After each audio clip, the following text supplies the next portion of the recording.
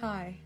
So you may have noticed things look a little different. I was really dreading filming this video. As many of you know, I am in a war against perfectionism and also depression. And I was just dreading going to my usual corner where I film videos and setting up my tripod and getting out the stool and making everything look nice and setting up my phone and everything. So I was sitting here on the couch on my laptop and I thought, why don't I film it from here? So that is what you are experiencing. It's very retro, the quality. This is like 100 pixels. As you can tell by the title of this video, these are things that people say to chronically single women. And I feel like I might have not misrepresented it in the poll I put on my Patreon of what topic you wanted me to talk about, but I maybe should have been more specific. This is not a video of like, oh, it'll happen when you least expect it, or you've got to put yourself out there. Not those kind of things that people say to chronically single women, but I have noticed that when women share their experiences of grief or loneliness or the maybe more negative sides of having never been in a romantic relationship, there's a kind of concerted effort to forcibly reframe or silence those women, typically by other women.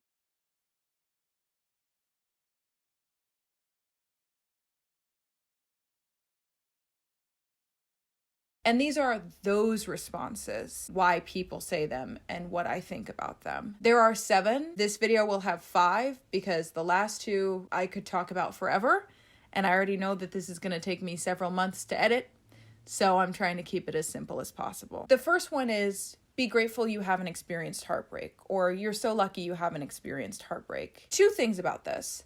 The first is, heartbreak is such a universal, humanizing experience. There is so much art, plays, books, movies, music, poems, visual art that reflects that experience back to you and sort of announces your place in the chorus of things. To say, hey, we've been through it too, like welcome to a club almost. Having never been in a romantic relationship in your 20s and 30s or 40s, however old you are, is an incredibly alienating experience. If you're on that side of the internet, it might seem like there are a lot of women that have that experience, but from my own personal life and the lives of a lot of women who talk about it online, we are often the only ones in our lives who have had that experience. And there isn't movies and art and music that says, hey, welcome.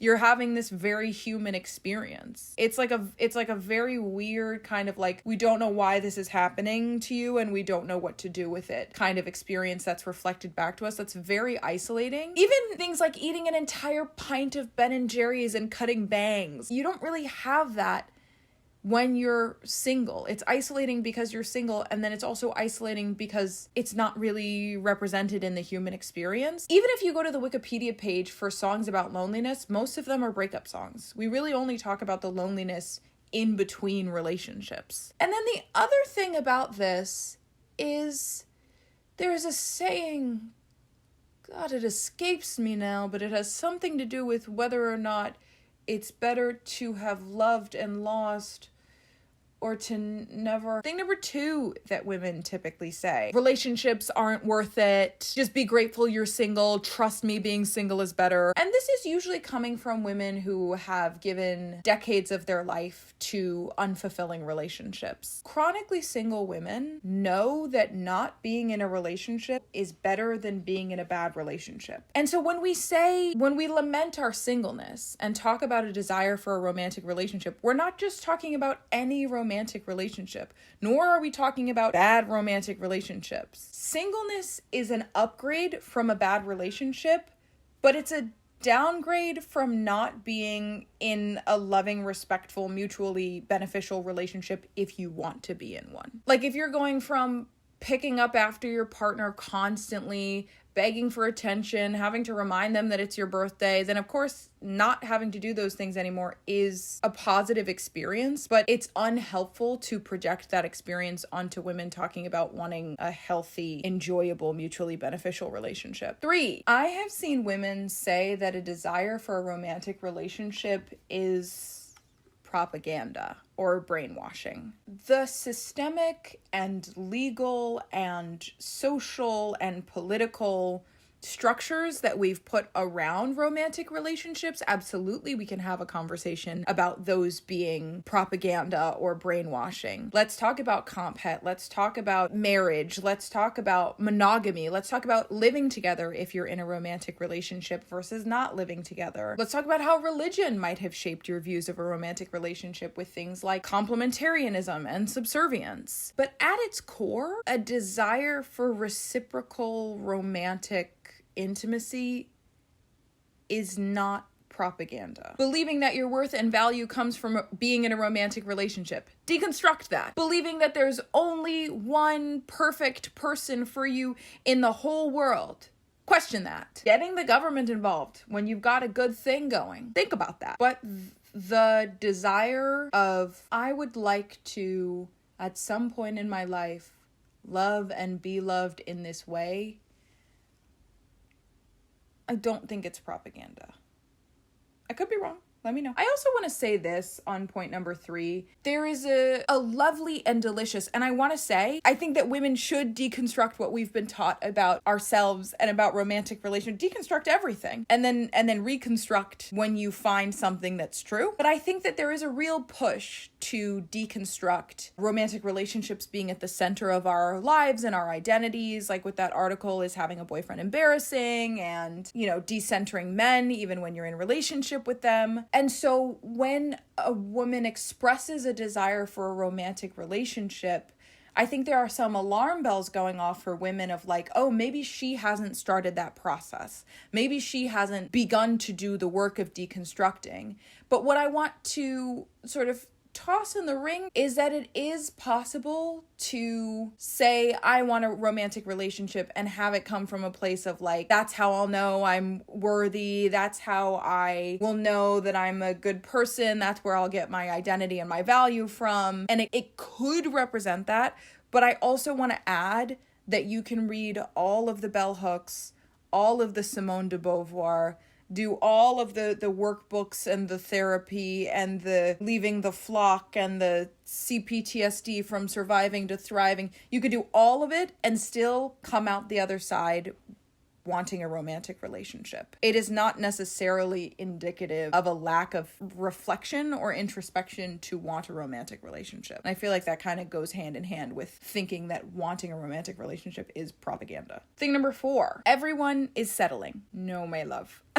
Some people definitely are settling, right? Settling is definitely one of the options. I personally can't hold this belief because I also want to believe that true love is real because I want it to be real for me. So I can't believe that everybody else is that solipsism? I'm the only real person. Everybody else is fake. I can't believe I'm the only one that's going to have true love. True love is fake for everybody else. Everybody's settling, but it will be real for me. I cannot hold those two things together.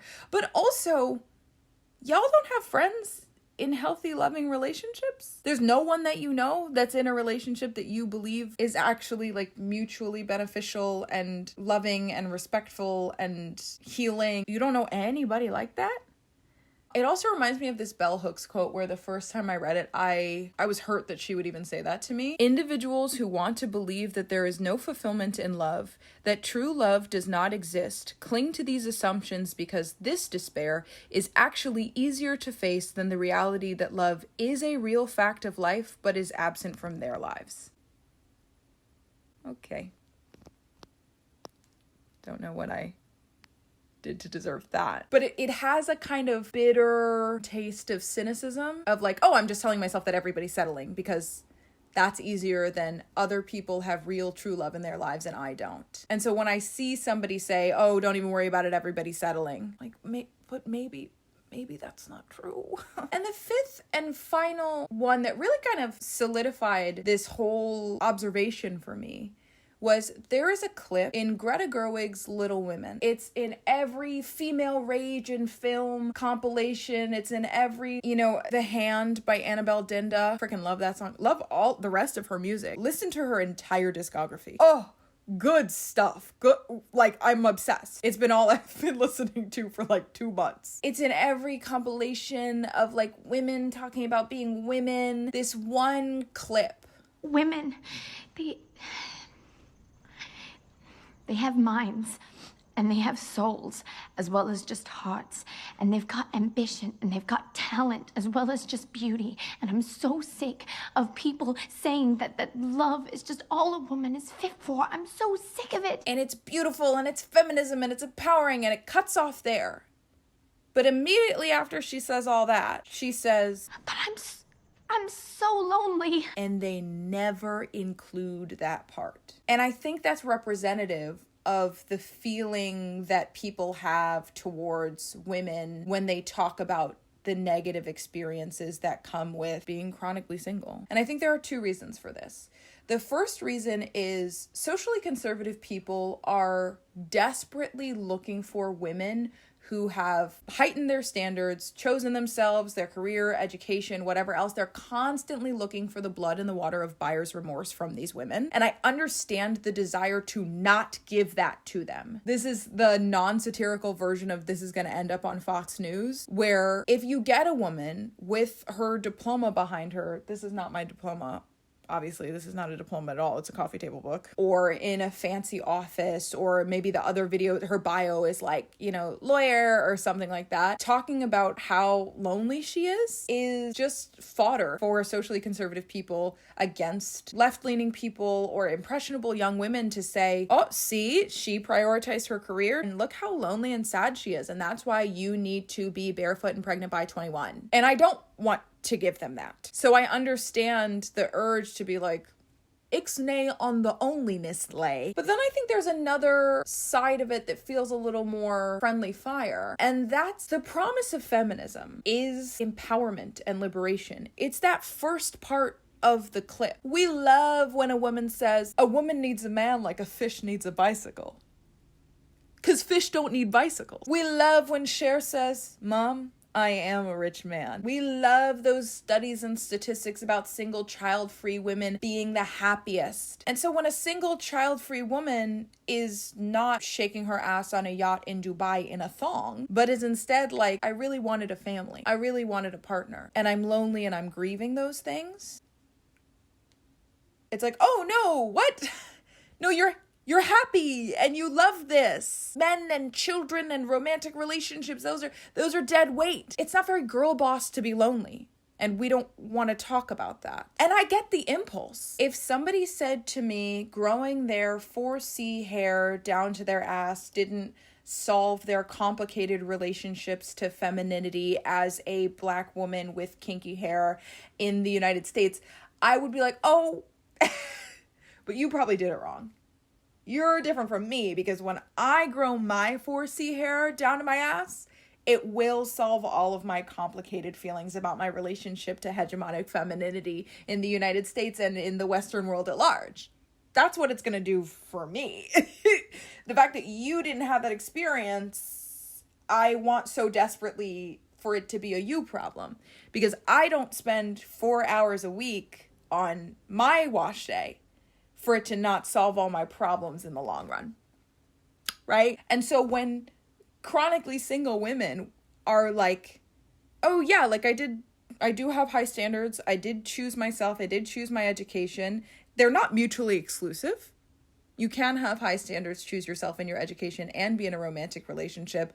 But when we see a woman who's done that, and we look to single child-free women as these like girl boss matron saints of like women's liberation, and then they turn around and say, oh, actually, I'm quite sad and lonely. I don't regret the choices that I've made, but I would have liked to have had a partner or a family. We're like, oh, well, don't say that. That sounds like a you thing, and I don't want to get any of that on me. It makes me deeply uncomfortable. So I also think that a lot of women see I don't want to say urban legend, but I talked about all those studies of, single child-free women being the happiest, and, we love the woman in her 50s who's never been married, and she's so free, and she's so successful, and we love her. I think a lot of women see that identity as a kind of backup plan to say like, oh, if my current relationship doesn't work out, or if I get divorced, like that's always a possibility. If he leaves me, or if my partner passes away, then I will always have this identity to fall back on. I'll never be destitute and lonely because I could always just be that cool, gorgeous paragon of womanhood in being the older, single, child-free woman. I think to hear women who are in that position say, hey, actually, it's not this like glamorous thing, it's actually horribly lonely, kind of ruins a lot of women's backup plans and fantasies. Additionally, it sort of reminds me of when people see someone asking for money or for food on the side of the road, and they immediately feel this need to ascribe some individual personal moral failing to that person, to say, oh, that person probably was bad with money or made bad financial decisions or is lazy, blah, blah, blah, because it's a scary situation to be in, and people don't want to admit that that could be them because of the neoliberal hellscape that we find ourselves in. And so they need to ascribe some sort of individual personal moral failing to bring themselves some comfort that that wouldn't be them, because that person's in that situation because they're lazy and they're not a hard worker and they're bad with money, so that couldn't be me because I'm not those things. So when women, I think, see a chronically single woman, to deal with maybe some of the anxieties that come up of like, well, you know, what if my relationship ends? And what if I can't find another relationship? To deal with that, they start ascribing personal moral failings. You don't love yourself enough. You're not feminist enough. You don't actually see that this is so much better. They tell themselves, if I were ever in that situation, I'm feminist enough. I love myself enough. It brings them some comfort to tell themselves that that could never be them, either because they're currently in a relationship or because if they were out of a relationship, they've done the work and loved themselves enough to never be in that position. And I feel like publicly we are allowed to grieve so many other things that have been potentially lost to financial exploitation and socio-political division. We're allowed to grieve maybe never owning a home. We're allowed to grieve not being able to afford kids. But we're not really, I feel like, as women, publicly allowed to sit in the grief of not being able to find a partner, especially if you date men, but also if you date women, that you're compatible with. There is a sadness in the isolation and the atomizing that capitalism pushes us to. But when I think about that graph of like the changing political beliefs of men and women, if you date men, if you want a male partner, it's like harder to find one that thinks that you deserve rights. Like that's sad. That's sad and that's horrible. And I grieve that. There are so many things about our future that we had hopes and dreams for. And like, is it embarrassing to have a boyfriend? Is it embarrassing to like want a romantic relationship? Maybe. And I'm gonna go on the record as saying that's one of the things I wanted and dreamed of for my future, still do. And I grieve that it hasn't happened yet and that there is a possibility. I hope more than anything that this made sense. The last two for the other video are when women talk about their desire for a romantic relationship and what specifically they're looking for, and people comment, be that for yourself and be that for yourself first. They are separate, and I want to address them in full. Like I said, that'll be a whole other topic for a whole other day. So, I'll see you in the next one. Okay, bye.